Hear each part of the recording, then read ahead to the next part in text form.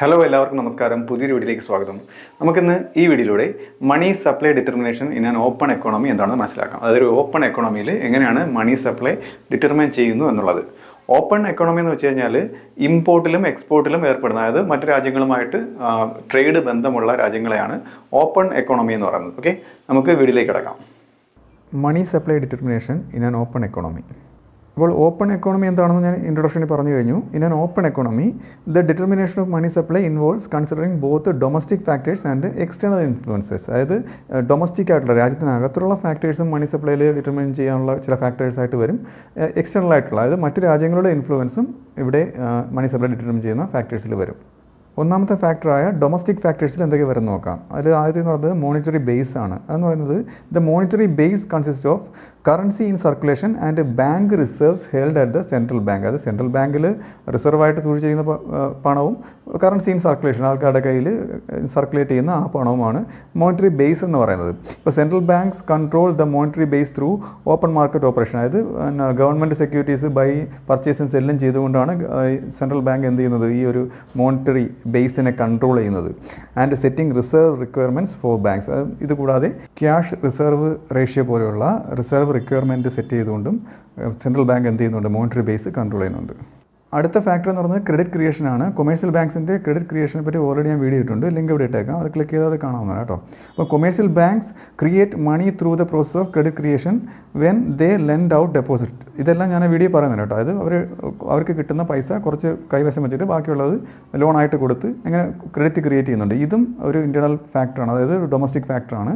The amount of credit creation depends on factors like reserve requirement and the demand for loans. എത്ര പണം കൈവശം വെക്കണം, അതായത് എത്രയാണ് CRR, ക്യാഷ് റിസർവ് റിക്വയർമെൻറ്റ് എത്രയാണ്, പിന്നെ ആൾക്കാർ എത്ര ലോൺ ഡിമാൻഡ് ചെയ്യുന്നു, ഇതിനെയൊക്കെ ആശ്രയിച്ചിരിക്കുന്നു ക്രെഡിറ്റ് ക്രിയേഷൻ. അടുത്തെന്ന് പറയുന്നത് സെൻട്രൽ ബാങ്ക് പോളിസീസ് ആണ്.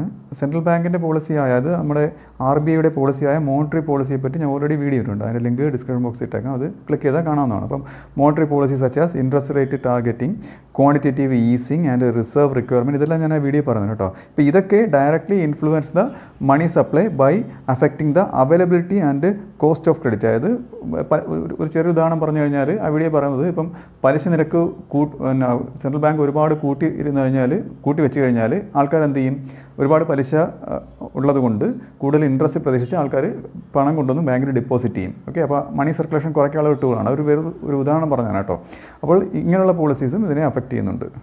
അടുത്ത് നമുക്ക് എക്സ്റ്റേണൽ ഫാക്ടേഴ്സ് നോക്കാം. അതിൽ ഒന്നാമത്തെ എക്സ്റ്റേണൽ ഫാക്ടറാണ് ഫോറിൻ എക്സ്ചേഞ്ച് ഓപ്പറേഷൻസ്. അതായത് ഫോറിൻ എക്സ്ചേഞ്ച് ഓപ്പറേഷൻസ് വെച്ച് കഴിഞ്ഞാൽ central banks often intervene in foreign exchange market. പലപ്പോഴും സെൻട്രൽ ബാങ്ക് ഫോറിൻ എക്സ്ചേഞ്ച് മാർക്കറ്റിൽ ഇടപെടുന്നുണ്ട്. എന്തിനാണ്? To stabilise their currencies or manage exchange rate fluctuation. അതായത് എക്സ്ചേഞ്ച് റേറ്റ് ഫ്ലക്ച്വേറ്റ് ചെയ്യാതെ കറൻസീസ് മാനേജ് ചെയ്ത് നിർത്തുന്നതിന് സെൻട്രൽ ബാങ്ക് ഫോറിൻ എക്സ്ചേഞ്ചിൽ ഇൻ്റർവെയിൻ ചെയ്യുന്നുണ്ട് കേട്ടോ. അപ്പം these interventions can affect domestic money supply. അപ്പോൾ ഇങ്ങനെ ഫോറിൻ എക്സ്ചേഞ്ച് മാർക്കറ്റിൽ സെൻട്രൽ ബാങ്ക് ഇടപെടുമ്പോഴത്തേക്ക് അത് നമ്മുടെ ഡൊമസ്റ്റിക് മണി സപ്ലൈ അത് ബാധിക്കുന്നുണ്ട്. By altering the monetary base. അത് മോണിറ്ററി ബേസിനെ മാറ്റിക്കൊണ്ടാണ്, അതിന് ചേഞ്ച് വരുത്തിക്കൊണ്ടാണ് ഇങ്ങനെ സംഭവിക്കുന്നത് കേട്ടോ. Through purchase or sale of foreign currencies. അതായത് സെൻട്രൽ ബാങ്കിൻ്റെ ഈ ഓപ്പറേഷൻസ് മൂലം ഫോറിൻ കറൻസീസ് പർച്ചേസ് ചെയ്യുകയോ സെയിൽ ചെയ്യുകയോ ചെയ്യുമ്പോഴത്തേക്ക് മോണിറ്ററി ബേസിന്, അതായത് ഡൊമസ്റ്റിക് ആയിട്ടുള്ള മണി ബേസിൽ ചില ചേഞ്ചസ് വരുന്നു എന്നാണ് പറയുന്നത്. അപ്പം ഇതിനെ പറ്റി ഒരു ഡയഗ്രം ഞാൻ അവസാനം വീഡിയോയിൽ കൊടുക്കുന്നുണ്ട്.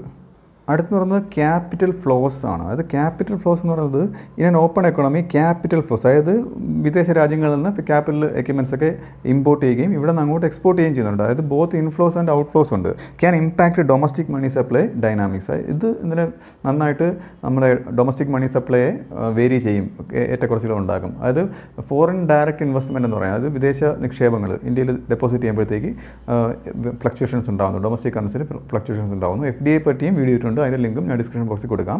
അപ്പോൾ ഒരു ഉദാഹരണം പറയുകയാണെങ്കിൽ, for example foreign direct investment FDI or portfolio investment can lead to changes in bank reserve and deposit. അപ്പോൾ ഇങ്ങനൊരു വിദേശ ഉദാഹരണത്തിന് ഇപ്പോൾ ഒരു US നിന്ന് ഇന്ത്യയിലൊരു നിക്ഷേപം നടത്തി കഴിഞ്ഞാൽ ആ ഫോറിൻ കറൻസി ഇന്ത്യയിലേക്ക് വരികയാണ് ചെയ്യുന്നത്. അപ്പോഴത്തേക്ക് നമ്മുടെ ബാങ്ക് റിസർവിനെയും ഡെപ്പോസിറ്റിനെയും അത് ബാധിക്കുന്നു.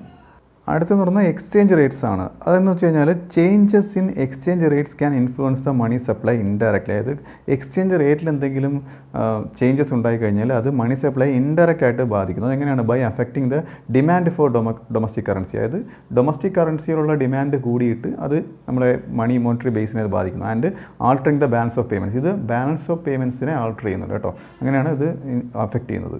ബാലൻസ് ഓഫ് പേയ്മെൻറ്റ്സിനെ പറ്റി ഞാൻ വീഡിയോ ഇട്ടിട്ടുണ്ട്. അതിൻ്റെ ലിങ്കും ഞാൻ ഡിസ്ക്രിപ്ഷൻ ബോക്സിൽ ഇട്ടേക്കാം. അതിൽ ക്ലിക്ക് ചെയ്താൽ അത് കാണാവുന്നതാണ്.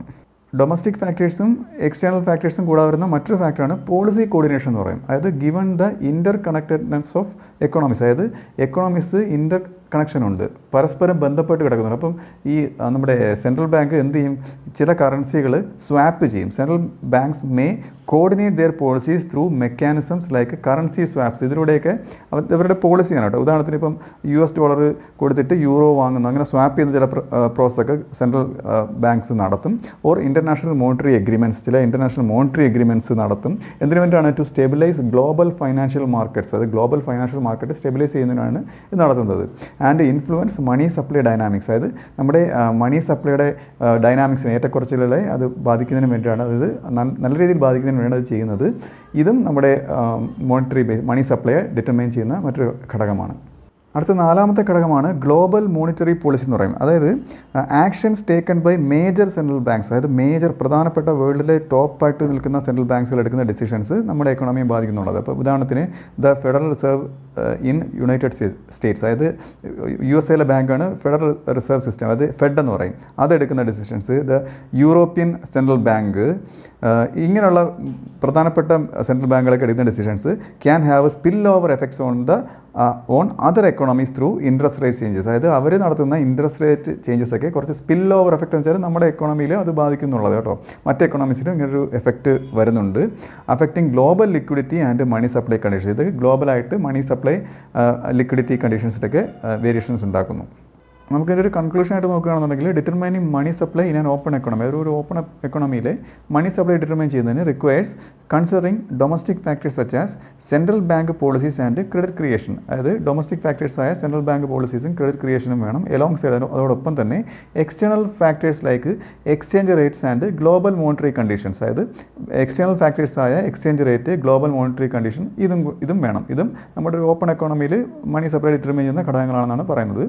The interaction between these factors, ഈ എക്സ്റ്റേണലും ഇന്ത്യൻ ആയിട്ടുള്ള factors shape the overall liquidity and financial condition. ഇത് ഓവറോൾ ആയിട്ടുള്ള ഒരു ലിക്വിഡിറ്റി ഫൈനാൻഷ്യൽ കണ്ടീഷൻസ് എന്ത് ചെയ്യുന്നു? ഷേപ്പ് ചെയ്തെടുക്കുന്നു.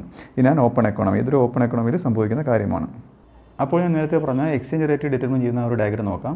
ഇതിൽ Y ആക്സിസിൽ റേറ്റ് ഓഫ് ഫോറിൻ എക്സ്ചേഞ്ച് ആണ് കൊടുത്തേക്കുന്നത് കേട്ടോ. അതായത് price of dollar in terms of rupees ആണ്. എക്സ് ആക്സിസിൽ demand and supply for foreign exchange, അതായത് ഇൻ ഡോളേഴ്സിലാണ് കൊടുത്തിരിക്കുന്നത്. അതിൽ DD എന്ന് പറയുന്നത് ഡിമാൻഡ് കർവാണ്, SS എന്ന് പറയുന്നത് സപ്ലൈ കർവാണ്. അതിൽ രണ്ടുപേരും ഇൻ്റർസെക്റ്റ് ചെയ്യുന്ന പോയിന്റ് E ആണ്. അവിടെയാണ് ഇക്വിലിബ്രിയം തീരുമാനിക്കപ്പെടുന്നത്. അവിടെ ഇക്വിലിബ്രിയം പോയിന്റിൽ OR ആണ് അവിടുത്തെ റേറ്റ് ഓഫ് ഫോറിൻ എക്സ്ചേഞ്ച്, അത് പ്രൈസ് ഓഫ് ഡോളർ, ഒരു ഡോളറിന് എത്ര രൂപയാവുന്നുള്ളത്. ഓക്കെ, പിന്നെ അവിടെ demand and supply of foreign exchange, അതായത് ഡോളറിനുള്ള ഡിമാൻഡ് സപ്ലൈ ഇക്വിലിബ്രിയം എത്തുന്ന ആ ഭാഗത്തെ ക്വാണ്ടിറ്റി എന്ന് പറയുന്നത് OQ ആണ് കേട്ടോ, ശ്രദ്ധിക്കുക.